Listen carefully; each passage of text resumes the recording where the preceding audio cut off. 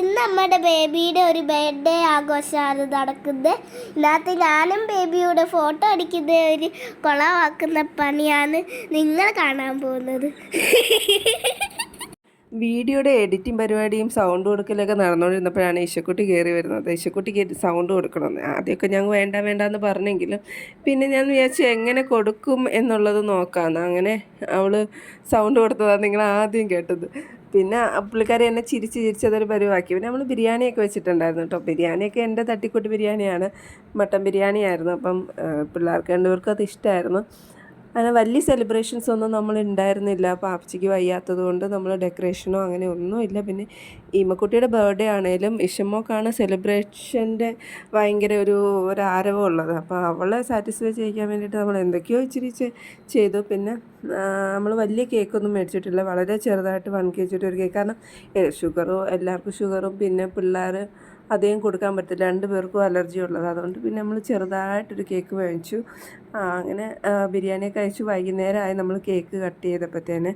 പിന്നെ cake cut ചെയ്യുന്നതിന് മുമ്പേ അതിൻ്റെ നെയിംസൊക്കെ 2 പേരും അകത്താക്കി. ഇതാണ് ഡോറയുടെയും ഒക്കെ ഇതാണ് സംഭവം. കേക്ക് ഓർഡർ ചെയ്തിരുന്നുണ്ട്. പക്ഷേ ഇതിൻ്റെ ഒരു ഫിനിഷിങ് ടേസ്റ്റൊക്കെ ഓക്കെ, പക്ഷേ ആ പിക്ചറിൽ കാണുന്ന ഒരു ഭംഗി നമ്മളുടെ കയ്യിൽ കിട്ടിയപ്പോൾ ഉണ്ടായിരുന്നില്ല കേട്ടോ. പിന്നെ ഉമ്മിയും പപ്പായോട് നിന്നിട്ട് കേക്ക് മുറിച്ചു കഴിച്ചു. പിന്നെ ഞങ്ങൾ വൈകിട്ടൊന്ന് പുറത്ത് പോയിട്ടുണ്ടായിരുന്നു. അങ്ങനെ ഡിമാളിലാണ് പോയത്. ഡിമാളിൽ പോയിട്ട് അവിടെ ഒരു പ്ലേ ഏരിയ ഉണ്ട്. പ്ലേ ഏരിയയിൽ ഇവിടെ ഒരു പ്ലേ ഏരിയ കണ്ടപ്പോഴത്തേനും 2 പേരും പിന്നെ അതിനകത്തായി 2 പേരും പരിപാടിയൊക്കെ. അങ്ങനെ അപ്പോൾ പ്ലേ ഏരിയയുടെ ഒരു സൈഡിൽ മാക്സും ഒരു സൈഡിൽ ട്രെൻഡ്സുമാണ്. അപ്പോഴത്തേനും ഞാൻ സാധാരണ ഇവരെയും കൊണ്ട് പോകുമ്പോഴത്തേന് നമുക്ക് ഇവരെ നോക്കിക്കൊണ്ടിരിക്കുന്നതുകൊണ്ട് നമുക്ക് പോകാൻ പറ്റത്തില്ല. അപ്പോൾ ഇപ്പം പപ്പ ഉണ്ടല്ലോ, പപ്പ നോക്കിക്കൊണ്ടിരിക്കുന്നതുകൊണ്ട് ഞാൻ വെറുതെ മാക്സിലും ട്രെൻഡ്സിലൊക്കെ ഒന്ന് കയറി.